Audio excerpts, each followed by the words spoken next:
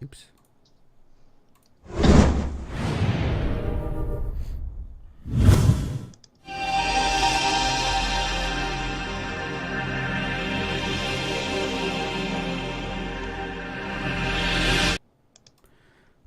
Good morning, everybody. This is Anthony Bionis from Mission Star Podcast, and welcome to Mission Star Podcast in the morning. I'm your host, Anthony Bionis. With me this morning is, you know him, you love him, Greg Dietz. What? And also joining us, last minute, but joining us is Ramen, which I have no name tag for, so all you see right now is just Kermit's face. Hello. So joining us this morning is Kermit. I should have maybe given you like a picture of like a bowl of ramen that would kind of fit instead of like random Kermit. Right. I guess that works. Either way, works, for sure. We'll fix it next week. For sure. We'll fix it in post, guys. We'll fix it in post. Yes, definitely. Yeah. Definitely. Oh wait, we're live. There is no post. There is no post. There is only Zool. Hashtag there is no post. So, anyways, we got some stuff to talk about this past week in games, and first off, I want to say like this week we're running on OBS because we're trying to look different. We're being a little daring between OBS and XSplit and see how that goes. But beside that, we got some news topics to talk about. So, I think the first thing on my list I want to talk about is that we talked about this recently last week, but Harmonix is letting people request songs for the new Rock Band.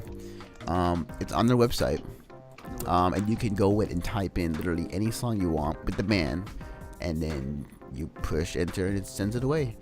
My guess how it's going to work is like the most requested songs are going to be added to the new Rock Band. I'm not sure it's going to be an ongoing thing, but it's a cool thing they're adding, or a cool thing they're doing.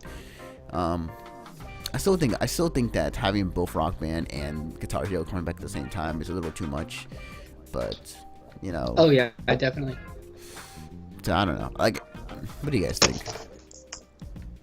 I think it's fine. They're not going to use every single song that gets requested. Yeah.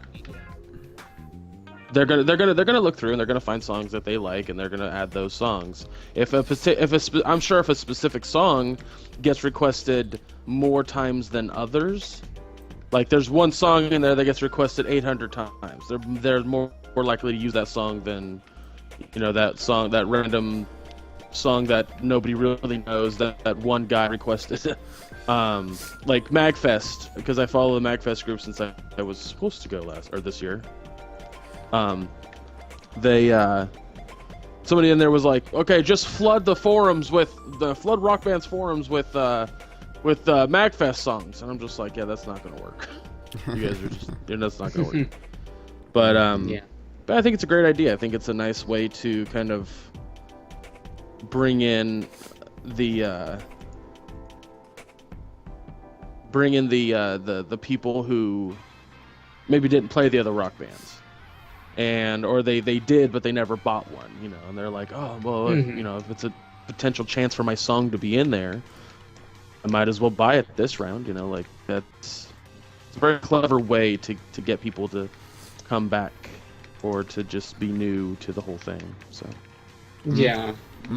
Agreed. I mean, I don't know. I mean, I like the way I kind of like feel about it is like the people who are going to be posting their songs on there are going to be like people who have played Rock Band, like the like Rock Band faithful, you know what I mean, are going to be ones that are going to be all over the song request stuff. Yeah. And I mean, I kind of think they're kind of using it to kind of gauge of like, okay, so like what are the big new hot bands now, you know what I mean? Because like they've like already gone through and posted like most of, they've had like most of your classic music and stuff like that, you know. So I just think they're kind of doing it to gauge of like, okay, like who is still cool, in like 2015, you know what I mean? And they're just like, all right, well, let's try to collect licenses for these bands or like whatever like that. Right. Yeah. Is our target audience from the 90s, or are they? Yeah. Or is everybody moving on to like the newer shit? For me, I kind I think it's kind of cool just because it gives newer bands a chance of getting in here, or maybe some bands that got overlooked before.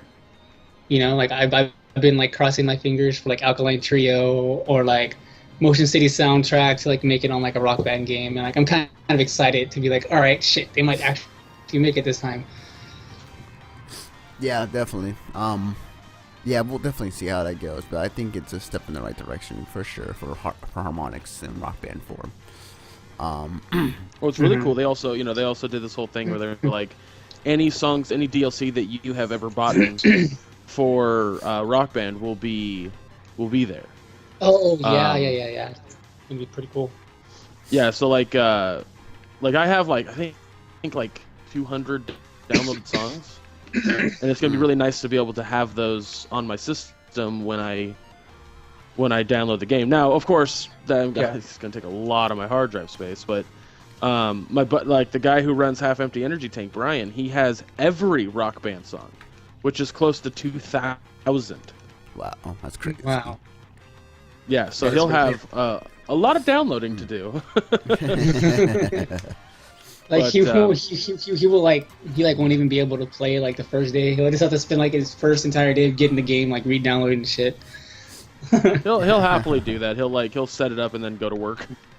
But that's I think that it's important that Rock Band really wants to, or Harmonix really wants to be that producer that doesn't necessarily have to appease the audience, but they want to. They want to make people happy. Like music, that's the thing about music that a lot of people kind of gloss over. Music is designed to be pleasant. It's something that you do to unwind. I knew people that would just come home and just put on music and just sit back in their chair with their eyes closed. And then never fall asleep, just kind of chill out to music. So the fact that Rock Band is that, it's a community thing, it's a group thing. The idea of Rock Band is not Guitar Hero. It's a brilliant way to really get everyone involved and everyone active into their whole thing. So yeah, I mean, like I'm excited. If anything, the only thing I'm really worried about is like the fact of like, okay, just kind of like how you had said, Anthony, is that it's going to be Guitar Hero and Rock Band. Because like when Rock Band first came out, like it was the shit. And everyone was like, holy crap. And then Activision and Guitar Hero threw their hat in it, and then it just fucking oversaturated it. Like I feel like they just oversaturated like that type of like well, the reason that they oversaturated that game, and then it basically like killed the genre within like 3-4 years or whatever it was. You know what I mean? The reason that it was like, oversaturated. Green Day Rock Band and blah blah blah blah blah. Aerosmith Rock Band, like whatever the fuck it was. The reason that it got oversaturated, it wasn't Harmonix's fault per se. I don't know if anyone in the chat or if anyone listening knows the history of what happened, but I'm gonna go through it real quick. So I don't remember what year, but it was shortly after Rock Band 2 had come out. Rock Band 3 was being produced. And it was a magical time, the land of the rock.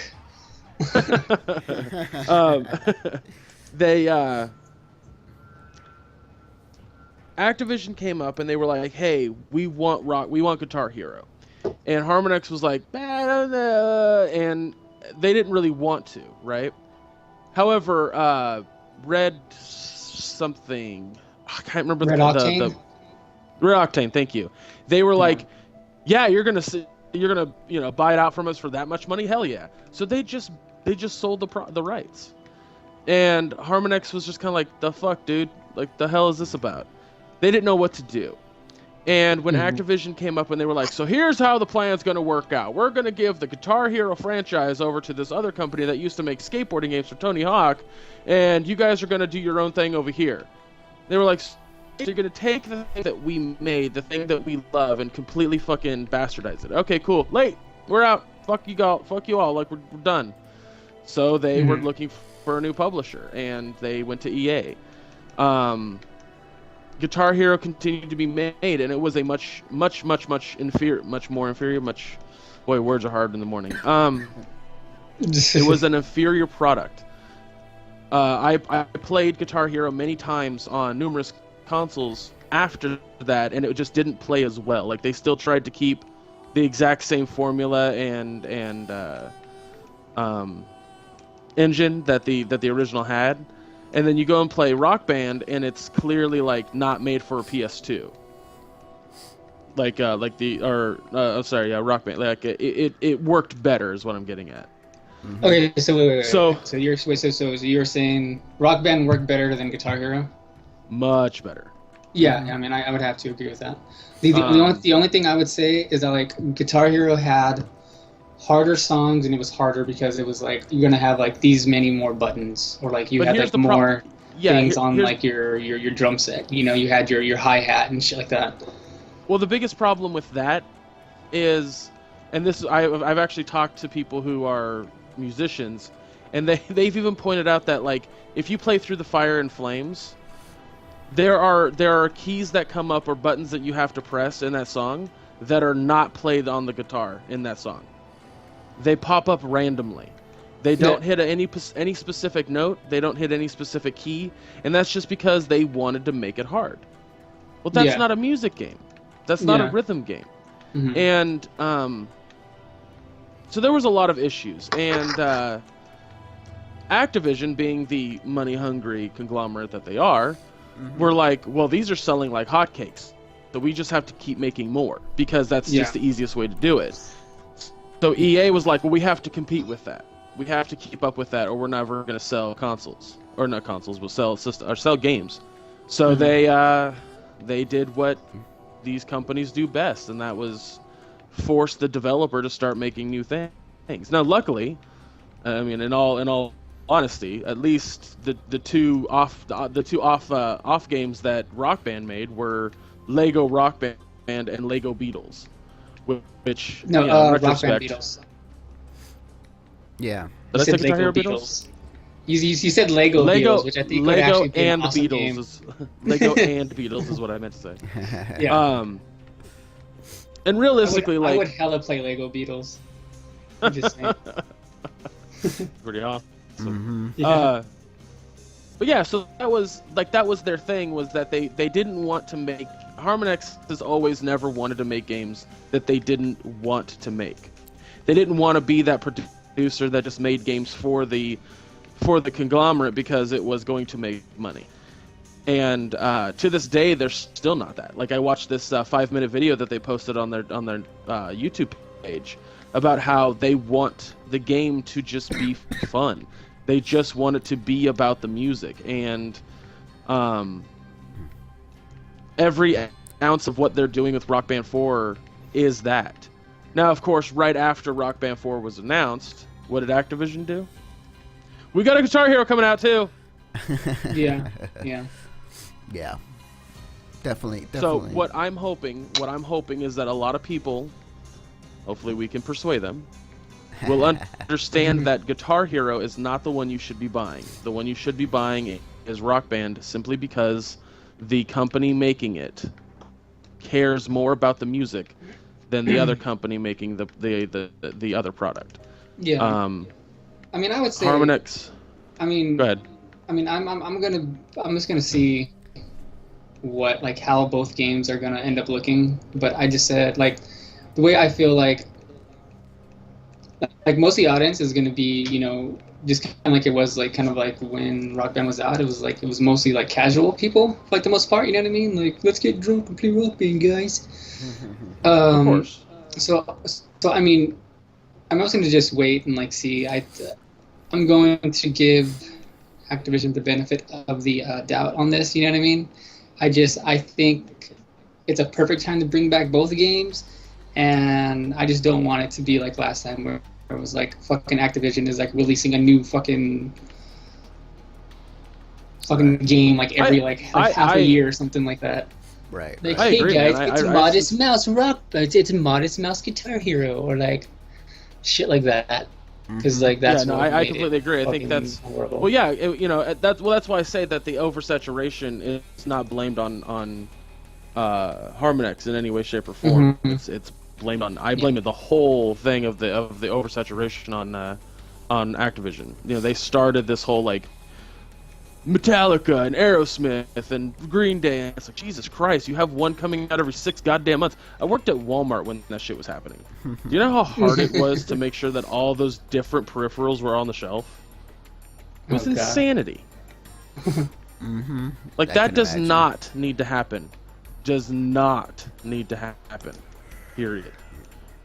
Yeah, definitely. So. Yeah.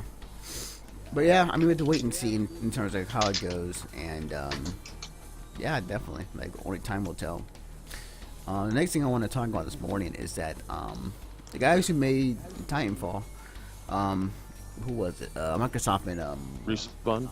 Yeah, Respawn Entertainment went out and said that they announced that I think it was this past week that there's a Titanfall 2 in the works. And it has been confirmed it's coming to Xbox One, PC, and PS4. So they're going more multi-platform with this next one.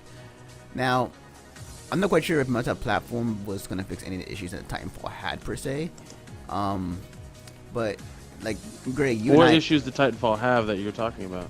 From what I've heard, like, the game didn't sell well. And it could be, it could be whatever reason that it could be. It could be the fact that some of the modes that they put in were just not as fun. It could be the fact that maybe it just came out in the wrong time. There's multiple reasons why it could have not succeeded. Yeah, I mean, like, I feel that, like, I didn't get to spend, like, a lot of time with, like, Titanfall, but I know the reason why that I never picked it up is because I haven't even gotten a Xbox One yet. Mm-hmm. So it's like that was. Right, I can tell you right now. That's why I didn't sell like, it. It's not because of the game bad. It's because it was on Xbox One exclusively. Yeah. Yeah. Exactly. So that and the fact that it also came out on the console that everyone hated on launch. 360. Yeah. Yeah. Okay. But also it's like, okay, look, you have the Xbox 360 that's still releasing shooter games. Like they released fucking Ghost at the time, I think, and Advanced Warfare just came up for that.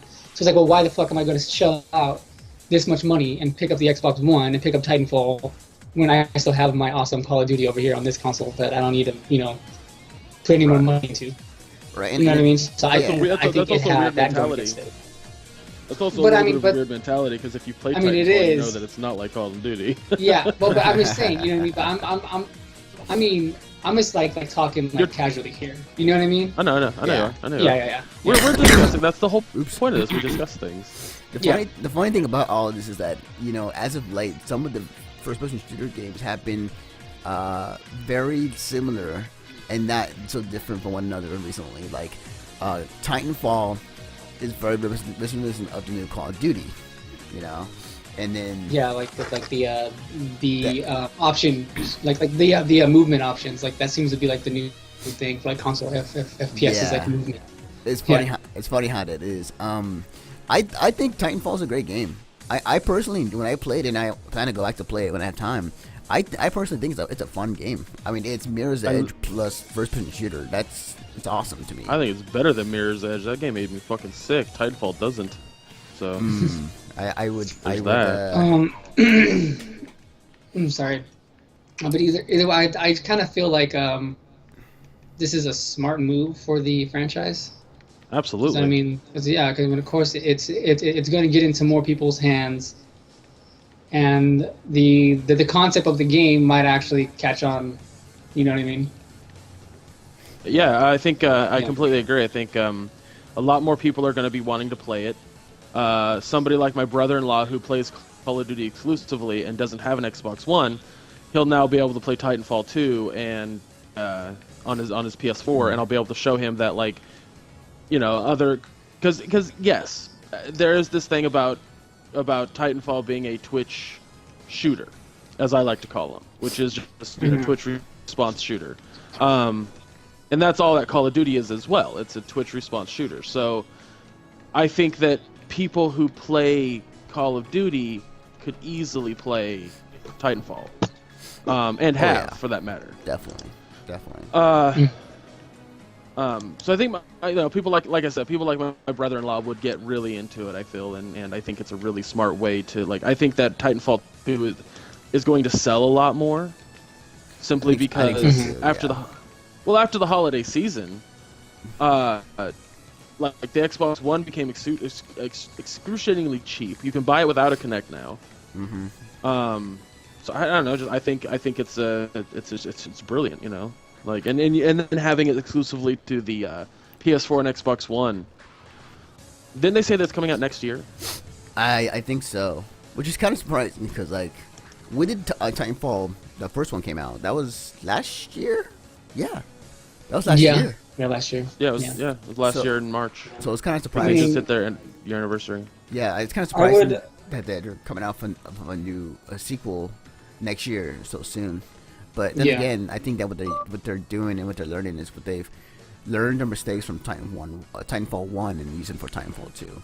Yeah, So, I mean, I would say like the only thing that I would like for them to really do for the next one is to maybe add in a actual like single player type of like story mode. You know what I mean? Like Right. even if it's short, like I think that they would probably need it, which I think was like a weakness that they had in the first game too. You know what I mean? Because people are like, okay, well I don't understand the mechanics. Let me play single player mode. You know? Well, they did have something like that. It was a you didn't have to like. I think if they added a mode where you just fought bots. Yeah. Well, because they had the campaign, which was it was multiplayer. It was plain maps multiplayer with bots. Right. Well, that's what the game is in general, is multiplayer with bots. Except you have other human players out there. The way that their campaign is structured, though, is very confusing to a storyline purpose. Like I still have I've played that for many hours and I still have fucking no clue what's happening in that game. No clue. And that's because when I go into battle and they're kind of like quickly glossing over story elements to get me right into the action, that's really weird. So I think if they have a mode where like maybe if they don't want to make it a single player experience, like like a full-on story or whatever, like just about every other game has, they could possibly do a situation where if you go in there by yourself, you're not fighting other people, you're going into maps with just bots in general. So and then that way you can have full-on. Keep it the way it was, but have full-on cutscenes prior to everything that do a little bit more storytelling. Yeah. I think that would be better. Like that's where the issue is. It's not necessarily no story. It's the fact that the way the story was told that's the problem. So I wouldn't mind. I wouldn't mind the story added to the game, to be honest. I think that because like first-person shooter storylines tend to be not at the greatest. I'd say 50% of the time. There at half the time is actually pretty good. Which is exactly why they don't want to have a story in there. Yeah, I mean, like their main focus is multiplayer. So yeah, they're one of the big things that the guy who runs, he was at Activision before and Infinity Ward. One of the things he talked about when he was making Call of Duty was that most of the time people don't give a shit about that story, and it's really hard to tell a strong, cohesive narrative in a first-person game, simply because you lose a lot of that like the way the stories are told. You lose a lot of that when you have to lock the camera in one position, and he talks about how a lot of games do it correctly, like Half-Life, where the player never loses control of the character, and the entire game just continues 110% with the player controlling Gordon Freeman. He's like, that's brilliant because that completely immerses the character into that world. But with Call of Duty, we wanted to structure it in a mission base, which makes sense for military purposes. And he goes, but when you do that and you have cutscenes where the character can't control, or the player can't control their character, and things are just happening, the player kind of loses interest real quick and doesn't want to continue doing so. They wanted to make something that was just, you're in the action, you're playing, you don't have to worry about it, and story suffers because of that. So well, I mean, if they were to add a single player game or a single player experience like you guys are talking about, I wouldn't be against it. I just don't think it's going to happen. Yeah. Agreed. like it's like the way like one of the biggest things that I had heard against Titanfall, like the first one too, was just like, all right, it was like you spend what like $60-$70 for the game, and you're playing multiplayer maps, and like there was only like a few modes, right? Like 3 modes. I think at the time there was only a few modes. Yeah. Yeah. So I mean, so it's just kind of like, all right. I know that for me, I would be kind of mad. I'd be like, all right, I'm gonna play like the same like 6 maps and have 3 modes, but I spent $60 for this. That's my exact problem with Evolve right now. Yeah. That's the same thing I'm hearing about that. I mean, like, I think really that maybe Titanfall should just be like, should have came out at first like free to play game, and you can buy all the skins. Like, it's working for like CS:GO. Like, come on. Like, I think that might be like a better way for like Titanfall to go. Yeah, in retrospect though, I guess adding those. They did add a lot of new or new game types and stuff like that over the course of the game being out, but did you have to pay for it? No, you do not. Okay. You do not.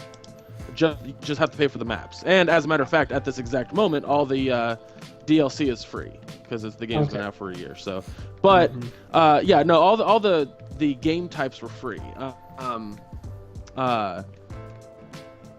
But they added them like super late into the lifetime of the game. So like when they added this really cool, like, I want to call it horde mode, where you just have to fight off wave after wave of enemies.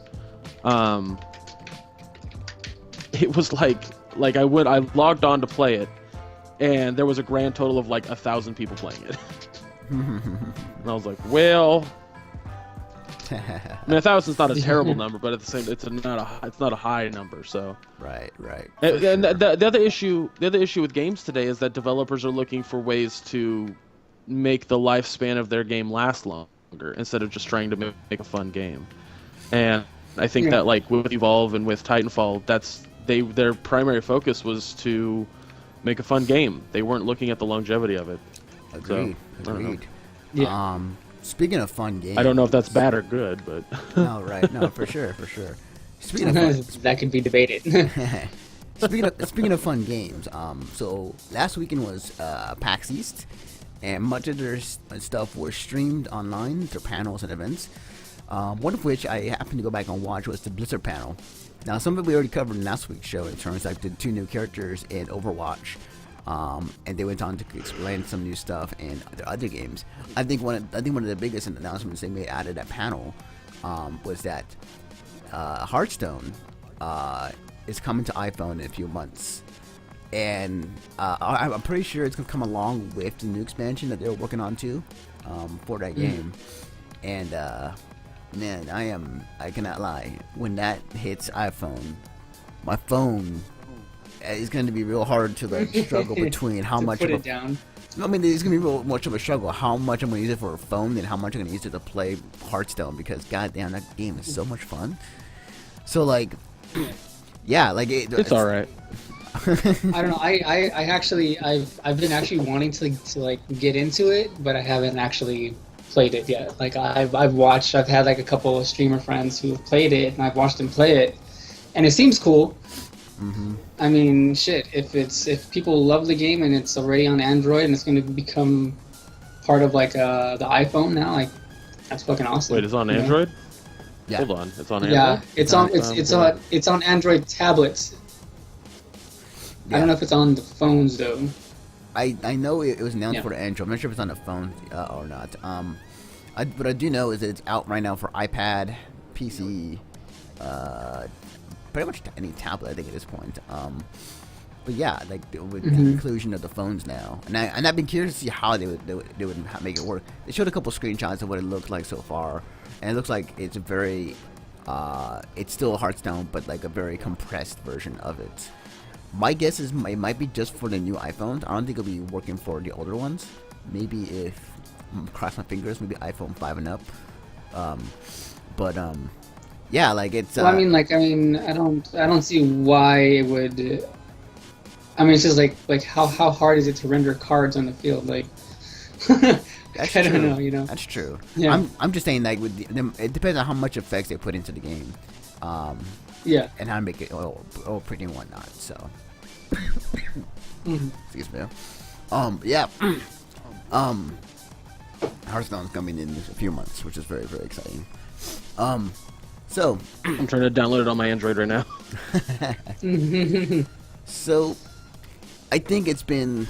I think it ended up an era when it comes to some video game franchises, and I think that we don't see that as often as we used to back in the day. One of the series is coming to an end, potentially, quote unquote, because you never know what these developers. They might make some offshoot game, like Metal Gear, but like it's done. I'm not making anymore. Oh wait, there's another Metal Gear game. This is gonna be the last one, guys. Oh wait, here we go. Here's another one. Fucking Hideo. I know, right?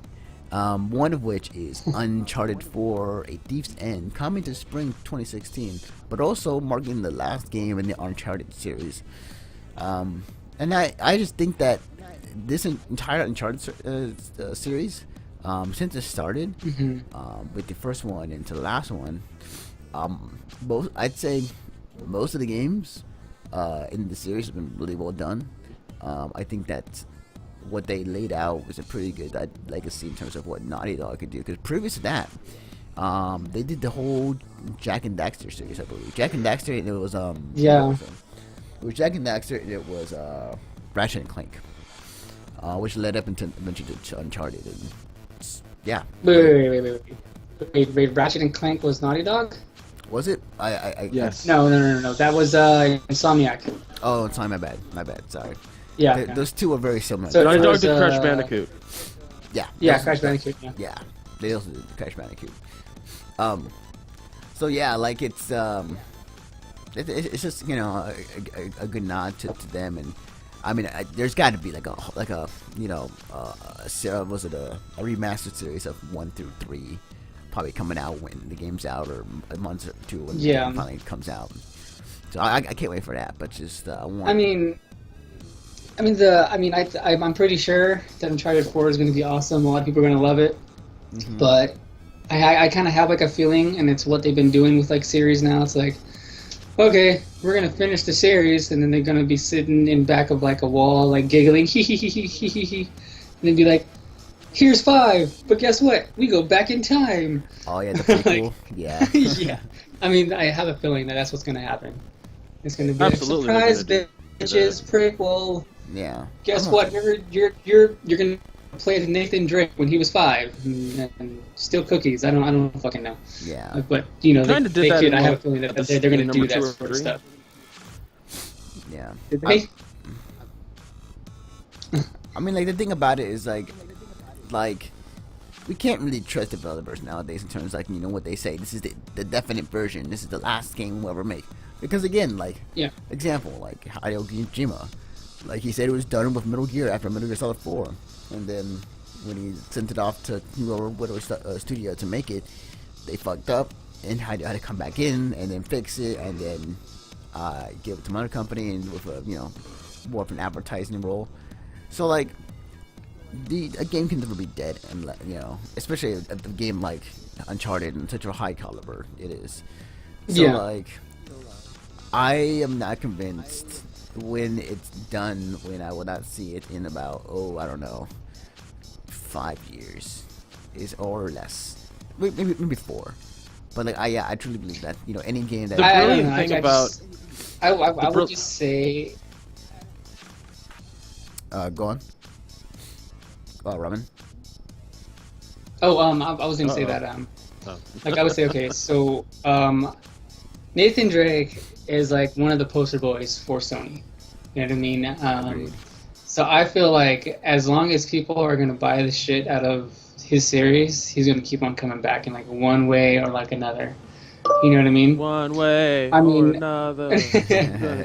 I mean, you just kind of see it with like a lot of like Sony games. You know what I mean? Like, okay, it's like Kratos is never ever going to be completely away because he's a face of Sony. You know what I mean? Nathan Drake is, and who else is a fucking face of Sony that has not gone away? I guess Kratos. I mean, like, there's another God of War in the works apparently. Or remaster. Yeah. So but anyway, but the point I'm getting at is like as long as they're faces, we're gonna keep on seeing them. You know, Yeah. I don't see them going away like anytime soon. for sure. I mean, I would probably say like they'll probably maybe like one more game this console gen, and then next generation be like, hey guys, remember Nathan Drake? Well, it's a launch title for the PS5. Buy it now. Pretty much. You know, like, stuff Pretty much. like that. Well, I see Nathan Drake as, especially the Uncharted series. It can potentially be never ending. You know, it's the idea that Nathan Drake is a treasure hunter. You always find a new treasure for him to find. And even at that point, Lara Croft just got fucking rebooted. So that could happen. Yeah. Yeah. Yeah. Definitely. So yeah, I'm like, I tip, hats off to the Uncharted series. I think that what the guys over at Naughty Dog did was just superb. I think the game series have been going on as long as they have, and it's very rare to have a game series go for so long outside of sports. That has been a great single player experience. So I do have a question for you guys about Naughty Dog specifically. This is a slight variation on what we were talking about. Do you guys think, because I know what they said about it, that they will come out with a Left 4 Dead 2? Not Left 4 Dead. Jesus Christ, my brain. What the fuck? Last of Us 2. Oh, Last of Us 2. Probably. I mean, I think they are, because it's like they're going to be releasing a live action movie for it, and it's like, what better way to advertise the movie or get money from moviegoers who are going to go watch the movie is to make the game. You know what I mean? I hope to God that you're wrong, because if that's the case, if they were to actually do that, that would diminish the quality of the second game. But at that same, the reason I'm asking is they only care about the money. So like, I think I can completely see. I can completely see. Part of it, yes. Part of it, yes. I would agree. Part of it, yes. Yeah. Part of it's no. That's just me, you know. Yeah, I say no, just because Naughty Dog has a track record of solid games Hey, Greg, that they constantly come out with. Mm-hmm. do you want to make a bet on it? No, we haven't even fulfilled the last bet. Well, like, and that's the other thing, is that Naughty Dog, the head guy that wrote Last of Us, he was like, "There's not going to be a sequel. There's no need to do a sequel." Yeah. It was a one-off. It was a one-off title. So that's why I'm curious if you guys think that they're going to totally go back on that and make a sequel, which they totally could. There's a lot of room for extra story there. So yeah, well, I mean, like, okay, like the whole reason why I think they're gonna end up doing that, the fact that they fucking re-released the game like a year and a half after the game released, like 2 years after the game released, whatever it was, shows you they want money. They re-released the I don't think game it was for money, though, only dude. about It was 2 years old, Yeah. and they re-released it with like up-res textures and faster frame rate, and they added in the DLC, didn't they? yeah, but you could only get that on the new console. The thing about it is like. But you could play the fucking game on PS3 already. Okay. And well, a lot of if people let's say someone like my buddy who didn't get a chance to play Tomb Raider, he gets it. He gets a PS4 and he's playing it, and he's like, "Oh shit! They just released a version up for it on the PS4. Sweet, I can actually play it."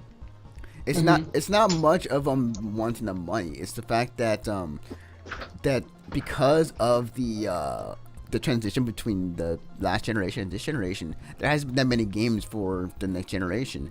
So they're making up with last generation games to be ported over to the new generation. Because like they don't have anything really to show for PS4 or Xbox One at the moment. Yeah. So which is why you're seeing like a lot of ports of games that haven't even been out that long, like DMC, and shit like that. Yeah, I mean, I kind of like understand that, but like me, it's just kind of like, all right, like yeah. I just don't think it's specifically for money purposes. I think it's just because I'm like a cynic. I'm just like, it's just for the money. So I mean, that's just me though, I will say this: what company doesn't want money? That's true. You're Exactly. you're selling stuff to make money. However, there is a sense of artistic integrity in there, and Mm-hmm. I feel that Naughty Dog has that artistic integrity.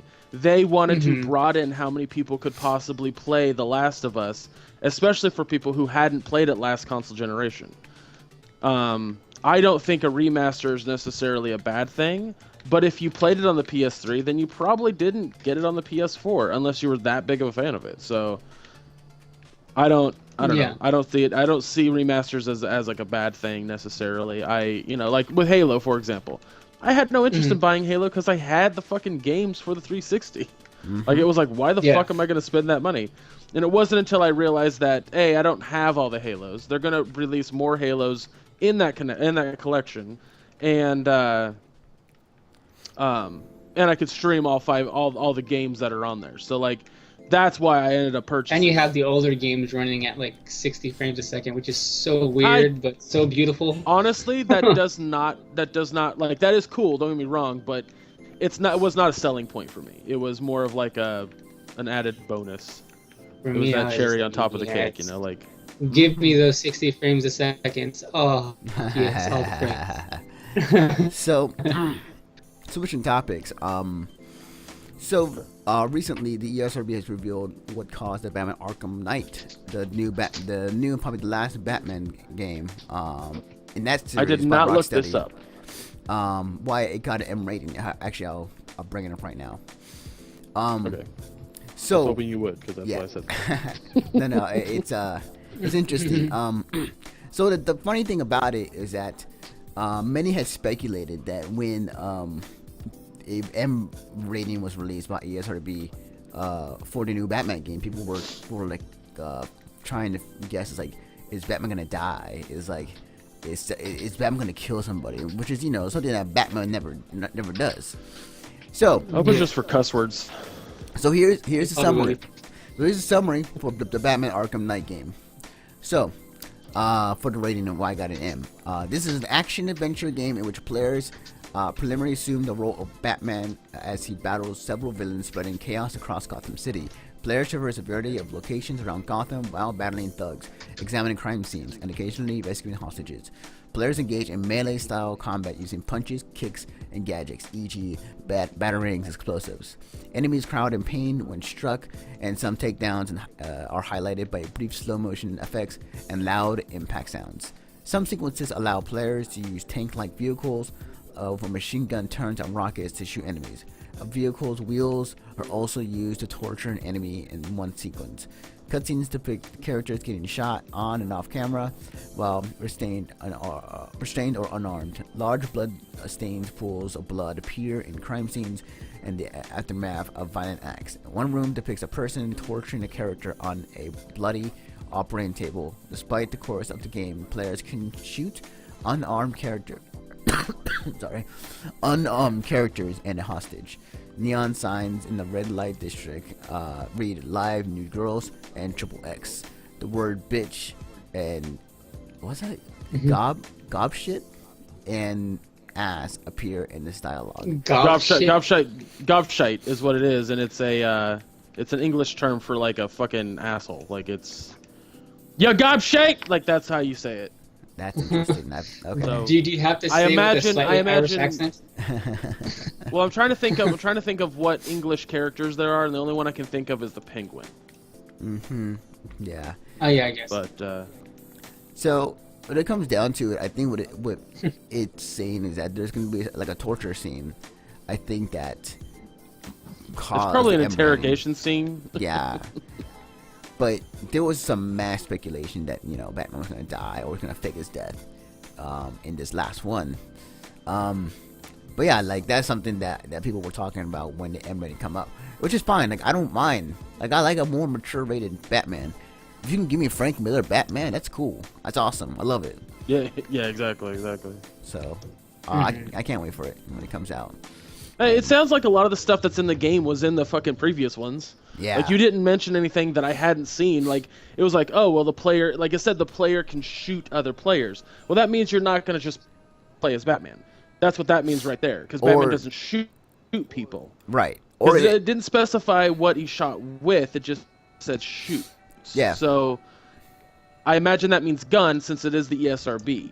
Right. And if that's the case, you're not going to just be playing as Batman, which is not an uncommon thing.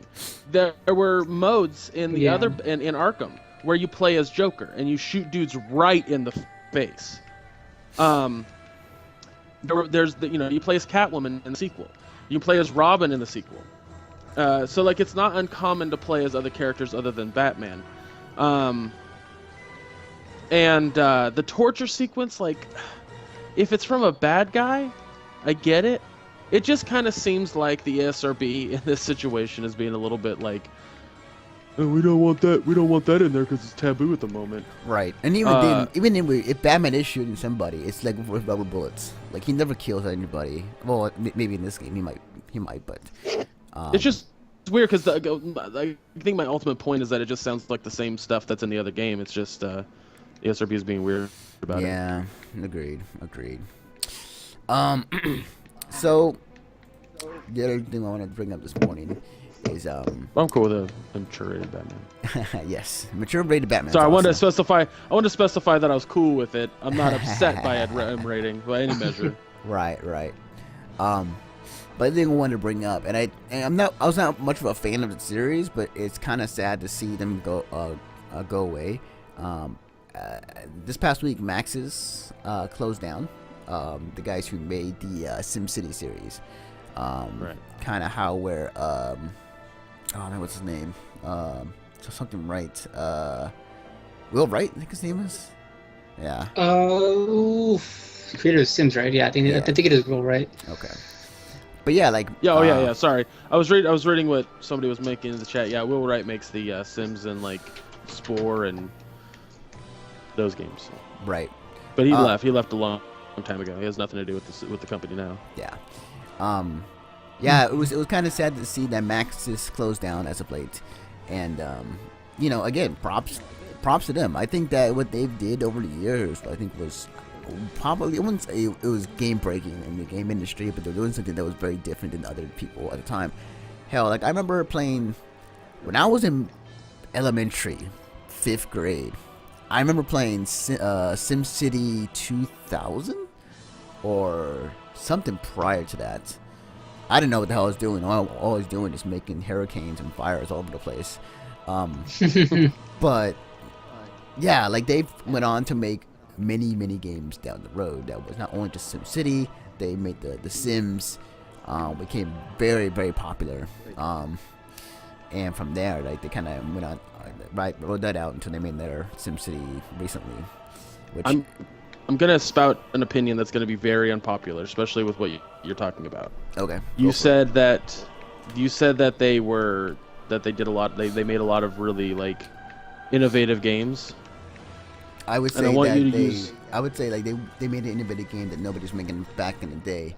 I wouldn't like in later like years. The Sims and whatnot, like the first Sims and stuff. Yeah, like I wouldn't say like as of late, like they made a groundbreaking game. No. That's why I was gonna say that's why they went out of business because not. Sims 3 and 4 is awful. Yeah. Yep. Like they played terribly. There was so much bullcrap around Sims 4, so like to see the company actually go down, I'm not like too surprised by it, to tell you the truth. Yeah, they fucked up big time in their later years. Like yes, much like with LucasArts, they made a lot of really cool shit in the past, but in their later years they just could not handle it anymore, and ultimately that led to their demise. Now maybe LucasArts not in the same category, but the same feeling, like you're just kind of like, oh, they were still around. Like that should be your immediate response because they weren't doing anything that was garnering any kind of like popularity. They were just trying to keep the status quo, and then on top of that, doing things that they thought were right that just didn't fucking work. Yeah, and well, I mean, you could also blame the fact that they were partnered up with Electronic Arts too. Yeah, that's true. You know what I mean? Yeah. So yeah. I mean, I'm pretty sure EA had their fucking hands tied like they do usually with shit, like Sure. all the fucking shit that they ended up doing with The Sims 4, like all the online bullshit and all that sort of crap. So I mean, I would just say it's like a factor of like a bunch of different things. But on top of that, most companies that are innovative, they do this thing where they go, okay, our hands are tied with this franchise, but we're gonna try to make this new thing over here. Like they never tried to make like Spore sucked. Spore was not Yeah. good. Yeah, Spore was when Will Wright was there, and like that Yes. didn't go well. So that's when Will was like, "All right, guys, peace out. I'm gonna go work on VR." I don't know what the fuck he's doing right now, but he's like probably working on VR now. Yeah, it's, Yeah. Yeah. there's just it's hard to sit there and be like, no, not Maxis, when they haven't produced anything in the past 8 years that has been worth any sort of weight in gold, and that really sucks. Because like you mentioned, Anthony, they are a very innovative company. They did a lot of things that people try to replicate now, and Yeah. but I mean, at the end of the day, when you're making products that nobody wants to buy, and you go out of business, it's kind of like, well, it's your fault. Pretty Yeah. much. Agreed. Pretty much. Agreed. So speaking of canceled games, canceled companies, trying to segue there. So I found an interesting piece last night. So apparently, Dino Crisis, which was released back in the PS1, during the Resident Evil era, and it had very much the same Resident Evil vibe. I might actually take that back. It was like Resident Evil. It was Capcom who was making it. It was funny too because the guy who created Resident Evil really wanted to get on this project. He wanted to have the Dino Crisis license to work on, but sadly he didn't. He was on Resident Evil, which for better or for worse, I think was a good decision in the long run. But the interesting thing that there was a canceled version of Dino Crisis for the Game Boy Color. Now, Ugh. I found this hilarious but awesome at the same time. So let me just bring up the site real quick. And I'll read the first paragraph. Let's see. So first, I'll start off with the first paragraph. The original Dino Crisis was a widely popular survival game, marketed as a survival panic game, developed by Capcom, released on the original PlayStation in 1999. It was created but the same game made the first Resident Evil. Oh, there you go. It contained many of the same intense elements, but focused more on of an action feel. A portable version of Dino Crisis was being developed by the Game Boy Color by British studio M4 Ltd, who had released Talisman Double Munching Madness and were due to release Jerry McGrath's Supercross 2000. M4 stated that the game would not be complete until Q4 of 2000, but development had started early in the year. That was reported by a Jin who spoke to the developers. So it's crazy to think about there was a Game Boy Color version of Dino Crisis, and let me just show you a few pictures of what exactly that is like. Let's see if I can do this in here. And by show you, he means the stream. Yes. So let's see. Here we go. I played the Yeah, crap out of Dino Crisis when it first came out. Like, my brother and I, we had a strategy guide and everything. We sat down one weekend and just cranked out that fucking game. It was awesome. So as you can see, like there were definitely some early development on the game, and it's kind of impressive how much they managed to get as far as they did on the Game Boy Color, which is crazy. So yeah, it looks pretty cool. It's something to be pretty interesting for whatever release. Yeah, I think it's interesting for sure. But yeah, That is interesting, but like that's so weird. Also, why is that dinosaur's toe broken? that's kind of how that was the cover of Dino Crisis. That was the cover of like when it released back in the PS1. That was their kind of logo for it. So I don't know why it's broken, but that's just kind of how it is. I think it's broken. It looks like it's like waving at you. It's like, "Hi, Craig." It's like It looks like it's busted, like it got bent back too far. The dinosaur's just like, ooh, ow, ooh, ooh, ooh, oh man, I stubbed my toe and it just bent back. Right. Oh man. So the last thing I want to end on before we end the show. So a couple trailers I want to show you guys real quickly. I'm going to show you guys, the stream. One of which, and some I want to talk about briefly. So recently Mortal Kombat has teased that Jason from the movies is coming to Mortal Jason Kombat. Voorhees. Yeah, it's coming to Mortal Kombat X. Which is not surprising if you think about it because they had Freddy Krueger in the last game. That's awesome. It's just a little weird to see that. But then Well, again, you know, there's- like, did we discuss this last week where I was like, it's not going to be story based, it's going to be just like character? Well, even then, it's just like, who... Here, I'm getting off. Man. 1 second, guys. but go on, Greg. What are you talking to? Yeah, I think you and I were talking about how it's I think it was last week, where you were kind of concerned that like having like the Predator in there was going to be weird because it's the Mortal Kombat universe, not Predator. And my argument was that it doesn't matter because you don't buy a fighting game for the story. You buy the fighting game for the fighting game. And if there is no like integration into the story of Predator, then it shouldn't really be weird. Yeah, That's did, my I argument. Know, I know. It's a little.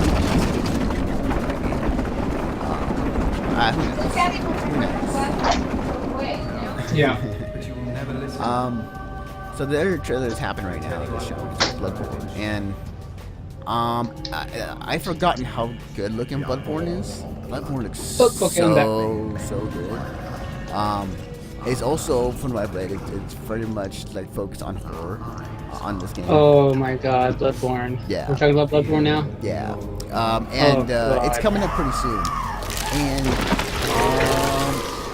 I'm on the fence. The hunt makes hunters mad. So far, it looks really good. You know, it's just what hunters do. Or because like, I feel that people will kind of feel kind of bummed at the It's completely fucking different. Oh, I know. I know. I'm just saying that Yeah. for people who own a PS4. Yeah, you so know, is Titanfall and Call of Duty. I just mentioned that earlier. People aren't gonna fucking give a shit, are they? No, but okay, no. Like, ordering 18 people was like, okay, fucking Gears of War 3. And then Bloodborne is Bloodborne / Dark Souls. You know what I mean? Like, two completely different games. Go Sure, ahead. but the aesthetics are similar, and people are gonna see that. Yeah. Yeah. That's all they're gonna see. Danielle says something about the trailer is loud. Can't hear us. Okay. Yeah, like it's I am excited for it, but I'm cautiously excited. So, hopefully, when it comes out, it'll be awesome, and hopefully, There are people that want me to play it on stream just to watch me get frustrated. I'm like, you suck. I mean, like, have you guys played the any of the Souls games like before? Nope. Like all the way through. I've not, but I've watched people play it, and that shit just looks hard as shit.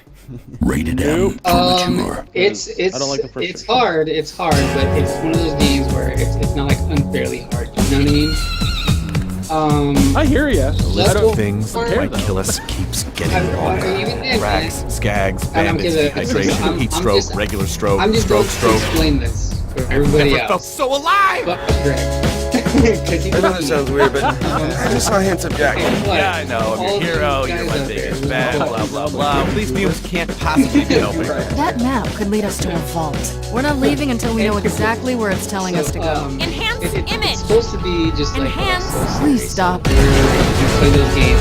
Why is Hyperion trying to kill us? Don't you work for those One thing guys? that I have heard about it is that the fact that Seems like there's some bad men looking for everything's you. going to be faster. You're pointing that at a dude who has people Like, shooting in the it's- chest for fun. I'm usually You drunk. have like a dash mechanic and all this other sort of crazy stuff. I'm so excited. intentions. And I can't wait to play it. I have an I always find sacrifice. Here's the thing I always find my with the blood. Souls games, Order or games to like this Souls, pisshole is of a that planet. Too many people you die. start to That's play it what and you're like, people do. I don't really want to because I know the frustration I'm gonna have. And then the fucking second that someone's done with it, they're like, I wanna play this, or I wanna play this, I wanna play the second one. Like I always find that it's so weird with people. Like, is the game just that addictive that or is it a situation where like maybe it's just the streamers that I watch. They get Stockholm syndrome, and they're like, I love it now. I totally, he beats me, but it's fun. I love him still. Yeah. Well, Like, I is it mean, that? I just well, okay, for me, the whole thing okay, because I had streamed it maybe about like 2 months, right? I did Dark Souls 2 and then 1, and the thing that kept me coming back to it was just like, all right, I'd be like almost to tears, like so fucking mad, so angry and stuff like that. And then I would beat like the part that I was at, or finally beat the boss, and like that feeling of just like triumph and like being the hero was just like amazing.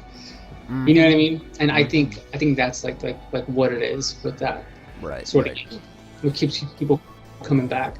That and like the fact like it's like there's so many different options on like the way you can actually play the game. You know, like if you want to be like a magic spellcasting asshole, you can do that, and then you can fucking play it back again as like a big old dumb guy who two-hand swords or whatever like that. You know? Right. Yeah. So quickly, Greg, I want your thoughts on the new Borderlands DLC, not DLC, but the episode 2 of the Telltale games. So It's gonna be awesome. Yeah, like it's coming out soon. And it looks like it's focused on Atlas. The title is Atlas Mugged. Well, there's I was watching the trailer for it, and there was an element that I was not expecting in it, and that's like full-on conversations between the main character and which I can't remember any of the characters' names because, well, it's been 2 months since I played it. But the main character and or the male main character and Handsome Jack, because I personally haven't played the Moon game that they came out with, the pre-sequel. Yeah. But in that, there is a moment where they talk about how Handsome Jack always had a backup plan in case he died. And that was either clones, putting his consciousness into a computer system, whatever he could. So that's not just like Handsome Jack as a computer program. That is Handsome Jack. At least that's what I'm going to keep telling myself until they say otherwise. Yeah. And so I'm very, like, Handsome Jack is easily one of my favorite characters because he was a bad guy. Like, I argued this until, like, people, like, fucking, you're stupid because you like Handsome Jack.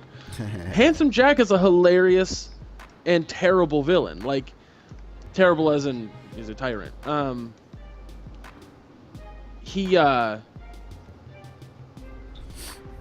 He's looking out for himself. He's looking out for the number one. And in that, like, he sacrifices a lot of the people around him. But he could do that because he had that sort of power. Well, he's dead now. And Hyperion is run by different people now. Everyone knows that Handsome Jack is dead. Full on dead. There's a whole conversation about it in Tales from the Borderlands. So, if that's the case, and Handsome Jack is back, but in like a holographic form, and he has no power, is he going to try to make your character become as evil as him? Is that an option that you're going to have as the player? Because, dear God, I hope so. Yeah, I would think so, because like that's how Handsome Jack became Handsome Jack. Like it's gonna end in how he became him, in time, before Borderlands 2, and how that storyline went out. So I do believe it. They have to, or a variation of that. So, I think it's kind of cool, in terms of how it's formatted and everything. I'm super fucking excited. I love the Telltale games. So far I have not been disappointed. Well, that's not true. I was disappointed with Back to the Future and Jurassic Park, right? Which came before Walking Dead. But ever since Walking Dead, I have not been disappointed. And and I will be streaming the second episode on Heat when it comes out, because I streamed the first one and I even told the chat. Heat. But that's gonna do it for us. Thank you guys for joining us this morning. We're a little late, but all things considered, it was a pretty good show. Before we go, Greg, where can they find you on the internet? You can find me at meatspin.com. You can find me at you can find me on Twitter at ChubRockGeek. ChubRockGeek. You can find me on where else can you find me? You find me on YouTube, on various places, at my own YouTube channel at either search for Greg Dietz or just Chubrock. I have shows on there. I have some ideas coming out for different shows that don't really fit on MSP, so that's why they're going there. And then you can find me streaming every Wednesday on Half Empty Energy Tank. I sometimes cover other nights for people. Like last night, I streamed for Frantic Friday because the two other people that are switching off with me, they were doing other things, so I took care of that show. That's fine though, because I got to play Ori for like fucking 5 hours, which is fantastic. Nice. Awesome. And then I write reviews and stuff for the website. As a matter of fact, I couldn't finish it by the end of this week, but I should have a review for the new Transformers cartoon that actually premieres today at 6 p.m. Oh, No, 4 p.m. 4 p.m. Pacific time. They keep advertising 6 Central, and I'm like, what is that? I don't know the math on that.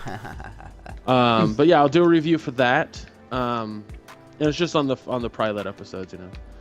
And then I will have a review for Ori and the Blind Forest as soon as I finish it, which I will be streaming that tomorrow.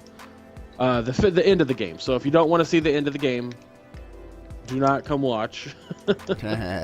I'm not expecting a lot of people to show up because I'm going to put like finishing, Ori in the chat or in the description.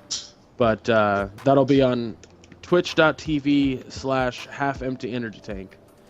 And that'll be at noon Pacific time. Right. So I think that's about it. Yeah, I think that's all I got going on right now. Cool.